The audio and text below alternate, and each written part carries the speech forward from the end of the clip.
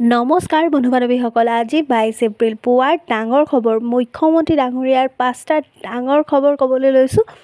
বলক দেৰি নকৰাকৈ ভিডিঅ'টো আৰম্ভ কৰোঁ। প্ৰথম খবৰটো হৈছে, যদি আপোনালোকে অৰুণোদয় আঁচনি ফৰ্ম পাইছে, ফিল আপ কৰি জমা দিছে, নতুনকৈ আপোনালোকে এতিয়ালৈকে টকাটো পোৱা নাই, আপোনালোকৰ বাবে ভাল খবৰ। অৰুণোদয় আঁচনি যিখিনি এপ্লাই কৰিছে তেওঁলোকে মে' মাহৰ 10 তাৰিখে লাভ কৰিব এই 1250 টকা।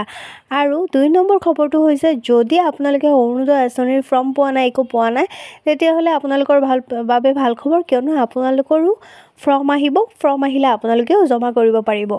3 নম্বৰ খবৰটো হৈছে, যদি আপোনালোকৰ ৰেচন কাৰ্ড আছে, তেতিয়াহ'লে আপোনালোকেও লাভ কৰিব অৰুণোদয় আঁচনিৰ লগতে আপোনালোকে লাভ কৰিব গেছ, মানে উজালা গেছটো। আপোনালোকে ৰেচন কাৰ্ড থাকিলে উজালা গেছটো আপোনালোকে লাভ কৰিব।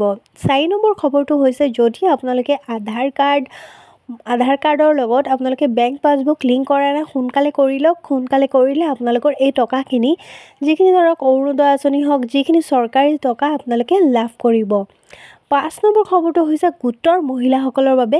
যদি আপোনালোকেও বহুতে ভাবি আছে টকাটো সোমোৱা নাই কিয়, আপোনালোকৰ অতি সোনকালে এই 10,000 টকাটো সোমাই যাব।